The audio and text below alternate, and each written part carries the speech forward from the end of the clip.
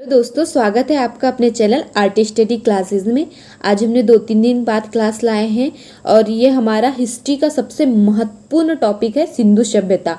क्योंकि अगर हमारे जब भी देखा गया है हिस्ट्री सब्जेक्ट पूछा जाता है कोई भी एग्जाम में, तो सिंधु सभ्यता से 1 से 2 या 3 अधिक से अधिक 3 से 4 क्वेश्चन किए ही जाते हैं।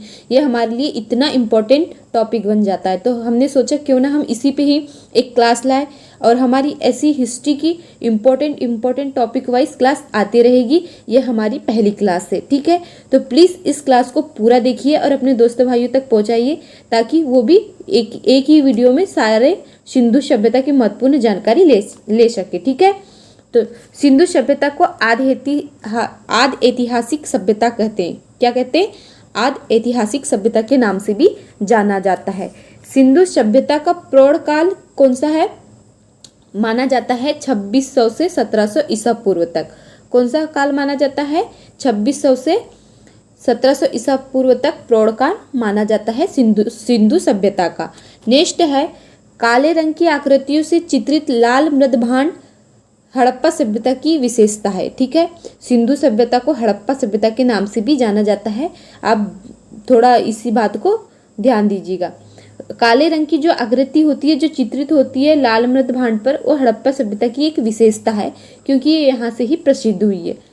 नेक्स्ट है सिंधु सभ्यता का सर्वाधिक पूर्वी स्थल हिंडन नदी के किनारे आलमगीरपुर। पश्चिमी पूरा स्थल दास्क नदी है हमारी, ये दास्क नदी के किनारे स्थित सुतका गोंडोर और उत्तरी पूरा स्थल चिनाब नदी के तट पर अखनूर के निकट मांडा तथा दक्षिणी पूरा स्थल गोदावरी नदी तट पर दैमाबाद है, ठीक है। हम इसको कैसे समझते हैं? हमारी ये 4 दिशाएं हैं, पूर्वी, पश्चिमी, उत्तरी और दक्षिणी। जो हमारा उत्तर की ओर है हमारा है मांडा, ठीक है। कौन सी नदी के किनारे? मांडा है हमारा उत्तर की ओर, जो चिनाब नदी के किनारे, ठीक है।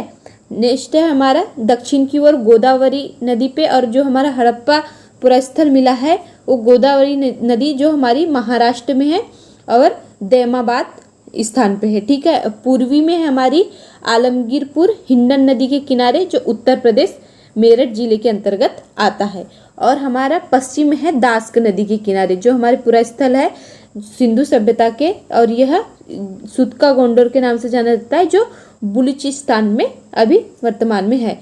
तो ये हमारी हड़प्पा सभ्यता की जो चारों दिशाएं में 4 कौन कौन से जगह पे हमारे जो साक्ष्य पाए गए हैं, यह प्रमुख जानकारी आपके पास है, ठीक है।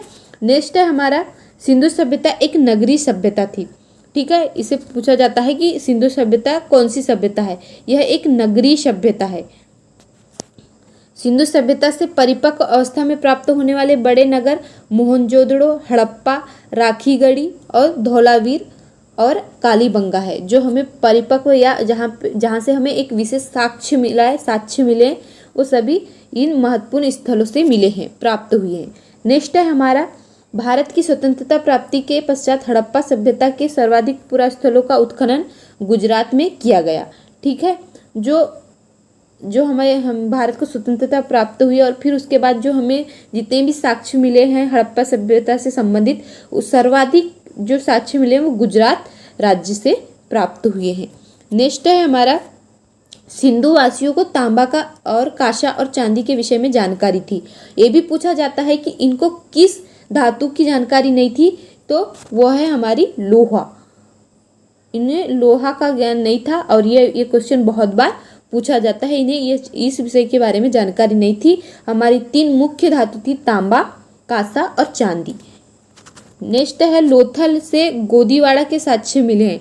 जो हमारा लोथल नगर है उससे हमें गोदीवाड़ा के साक्ष्य मिले, मतलब जो गोदीवाड़ा मतलब बंदरगाह।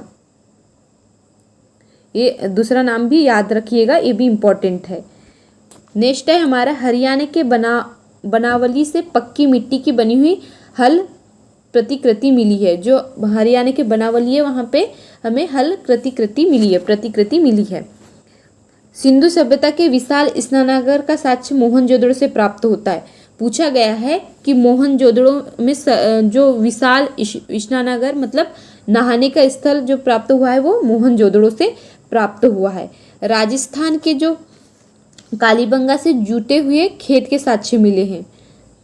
ठीक है, जुटे हुए खेत के साक्ष्य मिले कहाँ से? राजस्थान के कालीबंगा में। ये भी पूछा जा सकता है कि कालीबंगा अभी वर्तमान में कौन से राज्य में है? तो वह राजस्थान में। ठीक है, नेक्स्ट है सिंधु सभ्यता कांस्ययुगीन सभ्यता थी तथा यहाँ के लोग लोहे से अपरिचित थे, मतलब परिचित नहीं थे। ठीक है, ये लोहे से परिचित नहीं थे। कौन कौन सी धातु से परिचित थे हमारे? कांसा से हो गया, चांदी से हो गया और तांबे से। ये 3 धातु थी जिससे परिचित थे, लेकिन लोहा एक ऐसी धातु थी जिससे परिचित नहीं थे। और बहुत सारे लोग भ्रमित होकर लोहे पे टिक मार देते कि इससे ये मतलब इसको बोलते कि ये इससे परिचित थे, लेकिन ऐसा नहीं है। सिंधु सभ्यता वाले लोग लोहे से परिचित नहीं थे।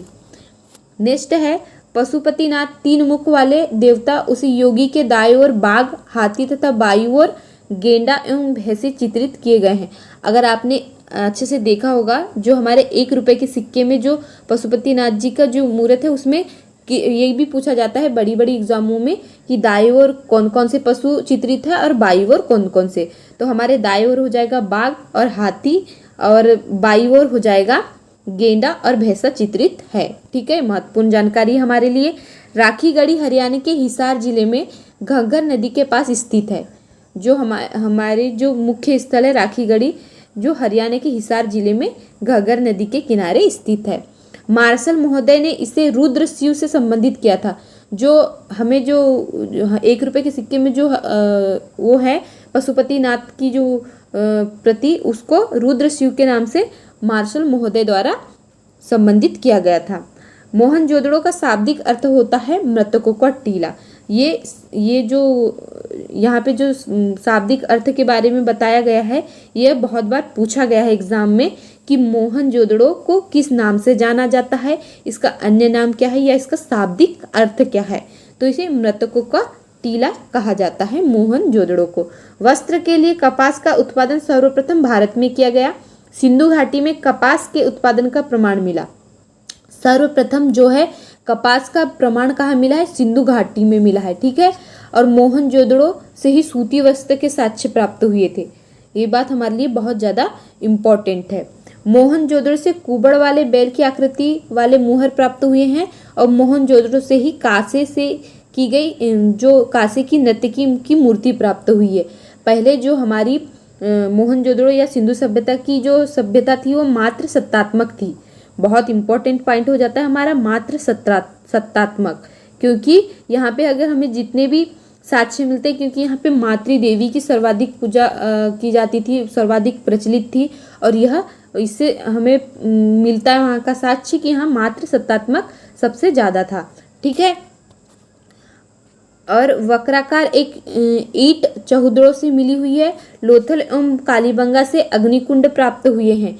पूछा जाता है कौन कौन से स्थल से कौन कौन से चीज़ें हमें प्राप्त हुई है। तो जो लोथल और कालीबंगा से हमने अग्निकुंड प्राप्त हुए हैं, जहाँ यज्ञ वगैरह किए जाते थे, या यहीं से हमें मनके बनाने के कारखाने भी मिले हैं।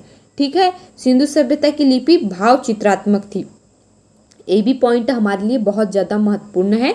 सिंधु सभ्यता की जो लिपि थी हमारे लिए भाव चित्रात्मक, उनकी जो लिपि थी उसमें हमें उन्हें देख के ही भाव प्रतीत होते थे कि यह कहना क्या चाहते हैं। ठीक है, सिंधु सभ्यता के वासियों ने नगरों तथा घरों के विन्यास के लिए ग्रिड पद्धति अपनाई थी। जो ग्रिड पद्धति बोलते हैं ना, वो सिंधु सभ्यता की ही देन है। ठीक है, इन्होंने अपनाई थी ग्रिड पद्धति। घरों की खिड़कियों और दरवाजे मुख्य सड़क की ओर न खुलकर गली की ओर खुलते थे। जो सिंधु सभ्यता के जो घरों में दरवाजे थे वो मुख्य सड़क की ओर न खुल के गली की ओर सड़कते थे। लेकिन एकमात्र स्थान था लोथल, ऐसा नगर था जिनके दरवाजे मुख्य सड़क की ओर खुलते थे। तो ये भी पूछा जा सकता है कि कौन सा सिंधु सभ्यता में कौन सा ऐसा स्थान है या एकमात्र जरिया था जहाँ सड़क की ओर उनकी खिड़की और दरवाजे खुलते थे। तो वो लोथल एकमात्र ऐसा नगर है। ठीक है, नेक्स्ट है सिंधु सभ्यता की मुख्य फसल कौन कौन सी थी? गेहूं, जौ। फसलों से संबंधित भी पूछा जाता है। सर्वाधिक जौ उत्पादन होता था और गेहूं से भी परिचित थे। सिंधु सभ्यता वासी मातृ देवी को उर्वरता की देवी माना जाता था। ठीक है, क्योंकि यहाँ पे मातृ देवी को बहुत माना जाता था, उनकी पूजा की जाती थी। मातृ देवी की पूजा, नाग पूजा, वृक्ष पूजा एवं जल पूजा के साक्ष्य भी सिंधु सभ्यता से ही मिले हुए हैं। ठीक है, तो यहाँ जो मातृ सत्तात्मक, इसी वजह से हम अनुमान लगा सकते हैं कि यहाँ की जो सत्ता थी मातृ सत्तात्मक भी थी और इसे उर्वरता की देवी भी कहा जाता था। ठीक है, नेक्स्ट है हमारा और एक जो है कालीबंगा, एकमात्र हड़प्पा कालीन स्थल था जिसके दोनों टीले रक्षा प्राचीरों से घिरे हुए थे। ठीक है, और शवों को जलाने एवं गाड़ने की प्रथा भी के अंतिम संस्कार यहीं से प्रचलित है, ये भी पूछा जाता है। लोथल से 3 एवं कालीबंगा से 1 युगल समाधि के साक्ष्य भी मिले होते हैं। ठीक है, ये हमारी सारी जो हड़प्पा सभ्यता संबंधित जानकारी थी वो पूरी हमारी इसी क्लास में समाप्त होती है। और एक है कि 1922 में राखलदास बनर्जी ने सिंध प्राप्ति के लिए लरकाना जिले में सिंधु नदी के दाहिने तट पर मोहनजोदड़ो के टीलों का पता लगाया था। तो ये भी हमारे लिए जो हमारा 1922 है उसमें किसने, राखलदास बनर्जी द्वारा यह पता लगाया गया था।